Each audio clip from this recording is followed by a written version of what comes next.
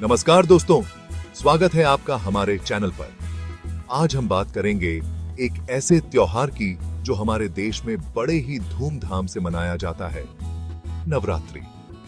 नवरात्रि एक important Hindu festival है जो देवी दुर्गा के सम्मान में मनाया जाता है।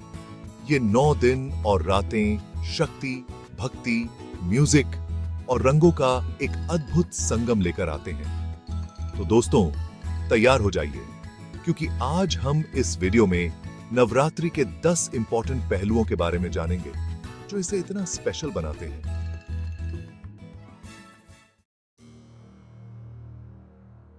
दोस्तों, सबसे पहले नवरात्रि का अर्थ ही है 9 रातें।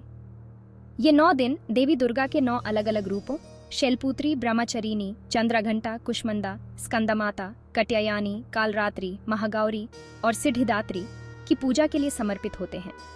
हर रूप देवी दुर्गा की शक्ति और कृपा के एक अलग पहलू को दर्शाता है। जैसे माँ शैलपुत्री हिमालय की पुत्री हैं और नेचर की शक्ति का प्रतीक है, वहीं माँ कात्यायनी शक्ति और साहस का अवतार है। हर दिन देवी माँ के एक अलग रूप की पूजा अर्चना की जाती है और उनके गुणों का स्मरण किया जाता है। कल्पना कीजिए, 9 दिन, 9 रूप, 9 अलग अलग शक्तियाँ। क्या अद्भुत दृश्य होगा। आपको जानकर हैरानी होगी कि नवरात्रि साल में 2 बार मनाया जाता है।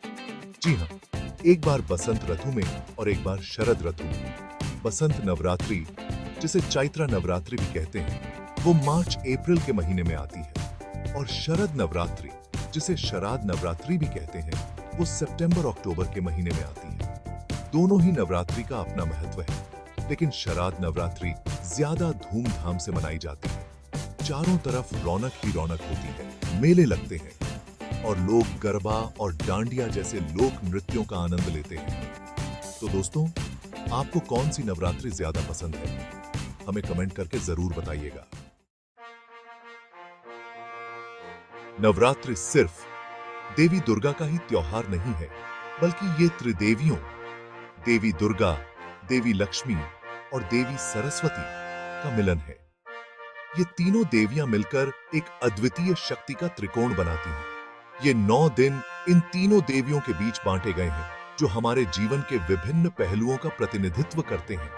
पहले 3 दिन देवी दुर्गा को समर्पित होते हैं, जो शक्ति और साहस का प्रतीक है। देवी दुर्गा हमें जीवन की चुनौतियों का सामना करने की प्रेरणा देती है। अगले 3 दिन देवी लक्ष्मी की पूजा की जाती है, जो धन और समृद्धि की देवी है। देवी लक्ष्मी हमें आर्थिक स्थिरता और समृद्धि का आशीर्वाद देती है। और अंतिम 3 दिन देवी सरस्वती को समर्पित होते हैं, जो ज्ञान और बुद्धि की देवी है। देवी सरस्वती हमें शिक्षा और कला में प्रगति करने की प्रेरणा देती है। इस तरह नवरात्रि में हम शक्ति, धन और ज्ञान के महत्व को समझते हैं, जो हमारे जीवन को संपूर्ण बनाते हैं। ये त्योहार हमें एकता और सामूहिकता का भी संदेश देता है।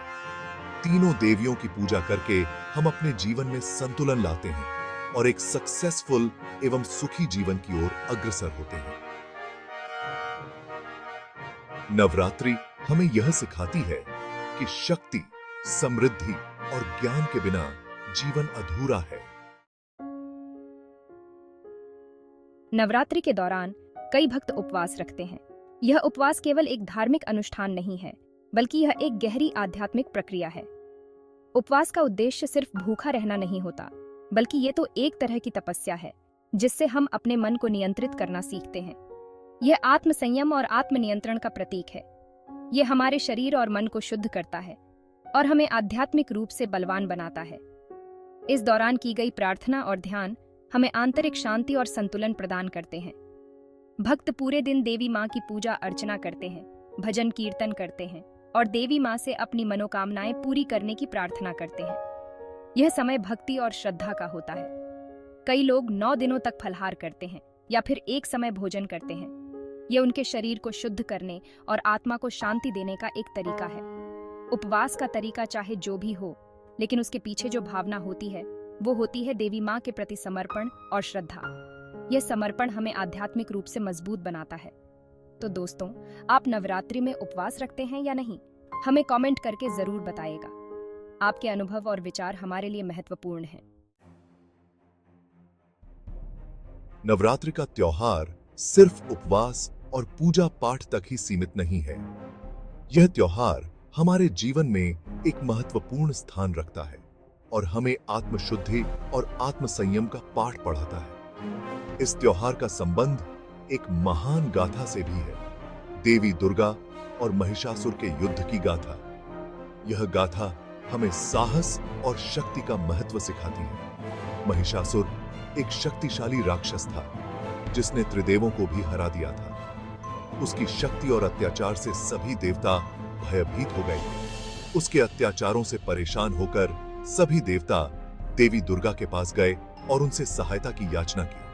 देवी दुर्गा ने उनकी प्रार्थना सुनी और महिषासुर का सामना करने का निर्णय लिया।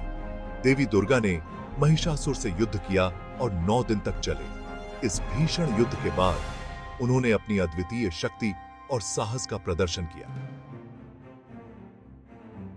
10वें दिन देवी मां ने महिषासुर का वध कर दिया। यह दिन विजयादशमी के रूप में मनाया जाता है, जो अच्छाई की बुराई पर विजय का प्रतीक है। इस तरह अच्छाई की बुराई पर विजय हुई। यह त्योहार हमें सिखाता है कि सत्य और धर्म की हमेशा जीत होती है।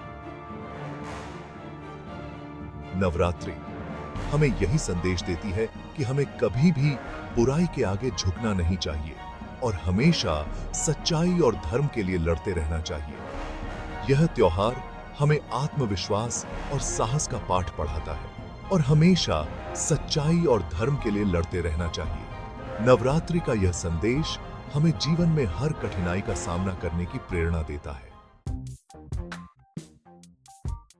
नवरात्रि के त्योहार की एक और खास बात है गरबा और डांडिया। ये दोनों गुजरात के पारंपरिक नृत्य हैं जो नवरात्रि के दौरान पूरे देश में धूम मचाते हैं। गरबा एक मिट्टी के दीपक या देवी दुर्गा की मूर्ति के चारों ओर घूमकर किया जाता है। डांडिया में 2 लोग एक दूसरे के सामने खड़े होकर डांडिया बजाते हैं और नृत्य करते हैं। रात होते ही चारों तरफ गरबा और डांडिया की धुन गूंजने लगती है। रंग बिरंगे कपड़े पहने लोग खुशी से नृत्य करते हैं और देवी मां का गुणगान करते हैं। गरबा और डांडिया में भक्ति और मनोरंजन का अद्भुत संगम देखने को मिलता है। नवरात्रि के 9 दिनों का एक और रोचक पहलू है। हर दिन का एक स्पेशल कलर होता है और भक्त उस दिन उसी रंग के कपड़े पहनते हैं। पहले दिन पीला रंग, दूसरे दिन हरा रंग, तीसरे दिन ग्रे रंग, चौथे दिन ऑरेंज रंग, 5वें दिन सफेद रंग, छठे दिन लाल रंग, 7वें दिन नीला रंग, 8वें दिन गुलाबी रंग और 9वें दिन बैंगनी रंग पहना जाता है। हर रंग का अपना एक विशेष महत्व है और वो देवी मां के एक विशेष रूप को दर्शाता है। रंगों का ये खेल नवरात्रि के त्योहार को और भी रंगीन और जीवंत बना देता है। नवरात्रि के दौरान 8वें या 9वें दिन एक खास अनुष्ठान किया जाता है जिसे कन्या पूजन कहते हैं। इस दिन छोटी बच्चियों की पूजा की जाती है क्योंकि हमारे धर्म में माना जाता है कि हर बच्ची में देवी का वास होता है, इसलिए उन्हें देवी का रूप मानकर उनकी पूजा की जाती है। उन्हें नए कपड़े, मिठाई, फल और उपहार दिए जाते हैं। उनके पैर धोए जाते हैं, तिलक लगाया जाता है और आरती उतारी जाती है। कन्या पूजन करके हम बच्चियों का सम्मान करते हैं और उनके उज्जवल भविष्य की कामना करते हैं। क्या आप जानते हैं कि बसंत नवरात्रि का अंतिम दिन बहुत ही खास होता है? जी हां, 9वें दिन रामनवमी का पर्व मनाया जाता है। रामनवमी भगवान राम का जन्मदिन है, जो मर्यादा पुरुषोत्तम राम के रूप में जाने जाते हैं। इस दिन लोग उपवास रखते हैं, पूजा पाठ करते हैं और रामचरितमानस का पाठ करते हैं। रामनवमी का त्योहार नवरात्रि के त्योहार की शुभता को और भी बढ़ा देता है। नवरात्रि का त्योहार सिर्फ एक धर्म या एक राज्य तक ही सीमित नहीं है। ये त्योहार पूरे देश में मनाया जाता है, लेकिन हर जगह इसकी अपनी एक विशिष्ट पहचान है। जैसे पश्चिम बंगाल में नवरात्रि को दुर्गा पूजा के रूप में मनाया जाता है। वहां भव्य पंडाल बनाए जाते हैं और देवी दुर्गा की प्रतिमाओं की स्थापना की जाती है। गुजरात में गरबा और डांडिया की धूम रहती है।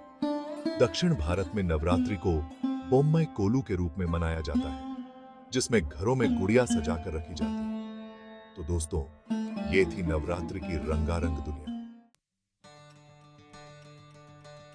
तो दोस्तों, ये थे नवरात्रि के 10 इंपॉर्टेंट पहलू जो इसे इतना स्पेशल बनाते हैं। नवरात्रि एक जीवंत और विविध त्योहार है जो अच्छाई की बुराई पर जीत और स्त्री शक्ति का प्रतीक है। ये त्योहार हमें शक्ति, भक्ति, त्याग और समर्पण का संदेश देता है। ये हमें नकारात्मकता को दूर कर सकारात्मकता की ओर अग्रसर होने की प्रेरणा देता है। मुझे उम्मीद है कि आपको ये वीडियो पसंद आया होगा। अगर आपको ये वीडियो अच्छा लगा तो इसे लाइक और शेयर जरूर करें और ऐसे ही इंटरेस्टिंग वीडियोस देखने के लिए हमारे चैनल को सब्सक्राइब करना ना भूलें। धन्यवाद।